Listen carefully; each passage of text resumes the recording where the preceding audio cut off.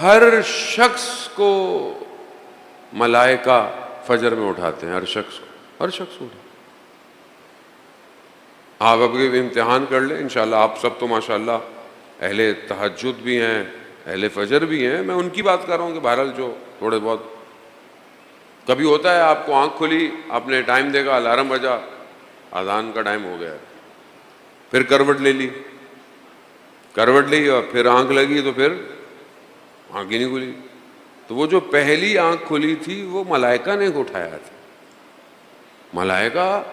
اب میں اگر اپنے آپ کو اتنا دنیا کے شور سے مصروف کر لوں تو مجھے کہاں آواز آئے گی ملائکہ کی؟ عزیزان محترم. اور ویسے بھی آج کا جوان سوتے سوتے بھی نگاہیں اس کی سوشل میڈیا پہ ہی ہوتی ہیں. جب تک آنکھیں یوں بند نہیں ہو رہی ہوتی جب تک سوتا نہیں ہے. اور یہ کیونکہ میں بہرحال خود میڈیا سے کام ہے، تعلق ہے، چیزیں یوز بھی کر رہے ہیں، بنا بھی رہے ہیں، استعمال بھی کر رہے ہیں. یہ جوان کی جو روح پر سب سے زیادہ نقصان جو چیز دے رہی ہے وہ یہ سوشل میڈیا. ایڈکشن ہے، ایڈکشن. جیسے کوئی نشہ کرتا ہے نا آدمی، آپ لاکھ اس کو قسمیں دے دو، اس کو پتا ہوتا ہے، لاکھ سمجھا لو، بند کر دو اس کو، ہاتھوں رسیوں سے باندھ دو اس کو، جہاں چھوڑتا ہے پھر نشہ کرنا شروع کر دو. کیوں؟ باڈی مانگتی ہے. ایڈکشن ہو گئی ہے، عادت ہو گئی ہے، رہ نہیں پاتا. نشہ یہی ہے. خدا اس لعنت سے جوانوں کو دور رکھے. نشہ عادت ہے، نہیں کر سکتا، باڈی یوزڈ ہو گئی ہے. سوشل میڈیا بھی یہی نشہ ہے. برین ایڈکٹ ہو گیا ہے، ایڈکٹ. خود سمجھ میں نہیں آ رہا تو میں کر کیا رہا ہوں، لیکن دیکھے جا رہا ہے، دیکھے جا رہا ہے، دیکھے جا رہا ہے، دیکھے جا رہا ہے، دیکھے جا رہا ہے. آس پاس لوگ کہہ رہے ہیں بیٹا بات سنو، ماں بلا رہی ہے بیٹے کو، باپ بلا رہا ہے بیٹے کو، بیوی بلا رہی ہے شوہر کو، وہ بھی لگے ہوئے. ہر کوئی. کیوں؟ کیونکہ بہرحال ابھی جو اسپیشلسٹ ہیں وہ یہی کہتے ہیں کہ سوشل میڈیا اسپیشلی یہ جو انسٹاگرام ہے، ٹک ٹاک ہے، یہ مائنڈ میں وہی چیز پروڈیوس کرتے ہیں جو ایک ڈرگس پروڈیوس کرتی ہے. ایک ہارمونز پروڈیوس ہوتے ہیں، وہ وہی چیز پروڈیوس ہے. تو یہ ایڈکشن پیدا کرتے ہیں. وہ کیا ہوتا ہے کہ جب یہ ختم ہو رہے ہوتے ہیں پھر انسان کہتا ہے اور طلب کرو، اور طلب کرو. اور یہ روح کے لیے سب سے زیادہ نقصان دہ ہے. یعنی جب آپ ایسی چیزیں دیکھیں گے جو آپ کے لیے نقصان دہ ہیں، آپ کے ذہن کے لیے، آپ کے دین کے لیے، آپ کی حیا کے لیے، تو اس کے بعد آپ فجر میں کیسے اٹھیں گے؟ کیسے اٹھیں؟ آپ سوچنے کی صلاحیت ہی ختم ہو گئی آپ کی. اس کو سمجھنے کی کوشش کریں. کیوں ضروری ہے یہ گفتگو؟ کیونکہ جب تک روح آزاد نہیں ہو انسان امام کو کیسے پہچانے گا؟ جب میں اپنی روزمرہ کی باتوں میں، سوچوں میں اتنا گرفتار ہوں، اتنا پھنسا ہوا ہوں، تو میں کیسے سوچ سکتا ہوں کہ مجھے امام کے لیے بھی کچھ کرنا ہے، مجھے قوم کے لیے، مجھے وطن کے لیے، مجھے نیشن کے لیے یا اپنی ذات کے لیے کچھ نہیں کرنا.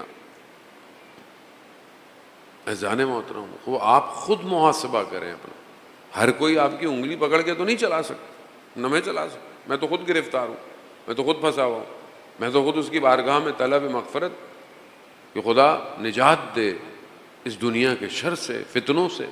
آخری زمانہ ہے، فتنوں میں انسان بالکل ایسے ہے. حدیث ہے، امام جعفر صادق علیہ الصلوۃ والسلام ارشاد فرماتے اللہم صلی علی محمد وآل امام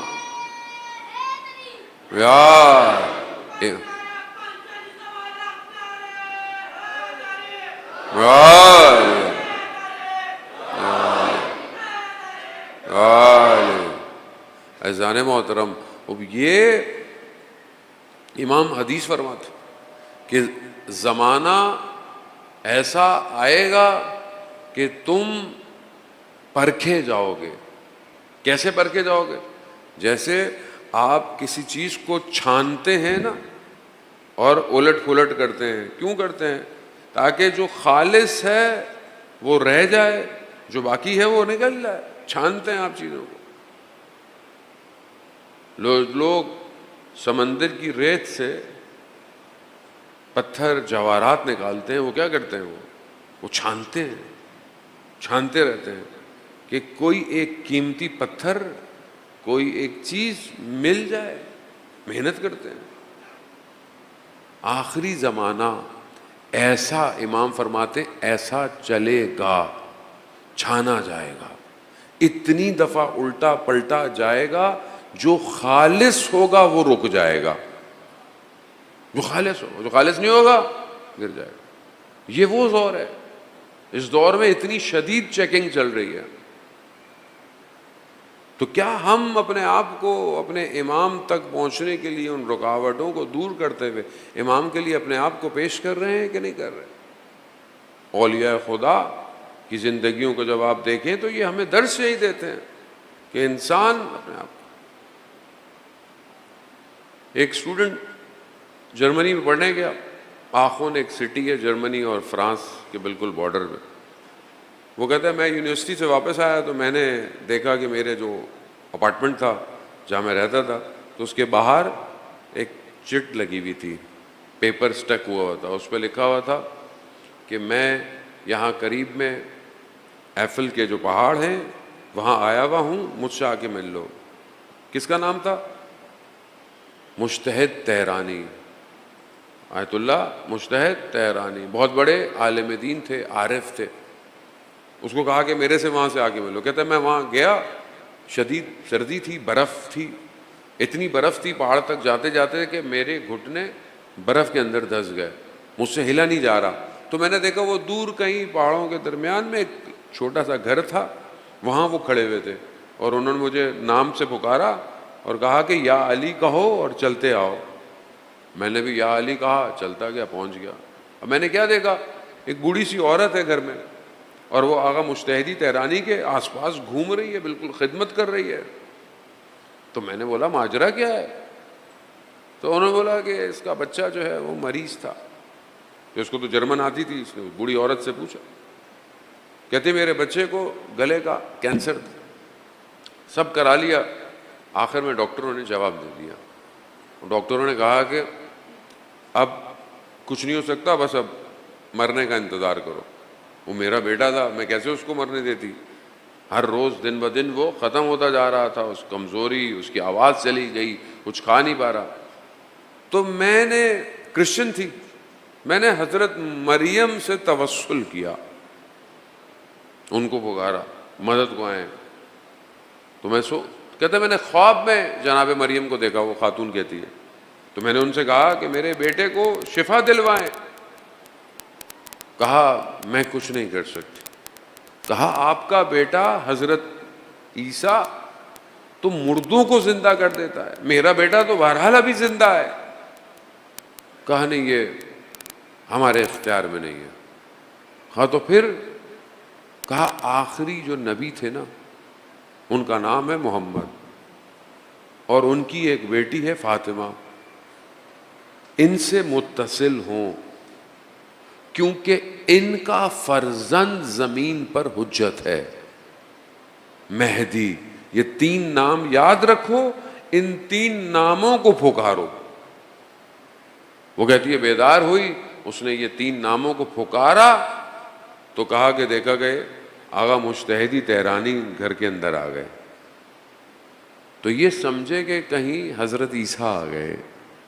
تو انہوں نے کہا نہیں میں عیسیٰ نہیں ہوں، تم نے جن کو پکارا ہے ہمارا. اب دیکھیں جب انسان کی روح بلند ہو اور کوئی امام کو پکارے تو امام اس روح کو بھیج دیتے ہیں.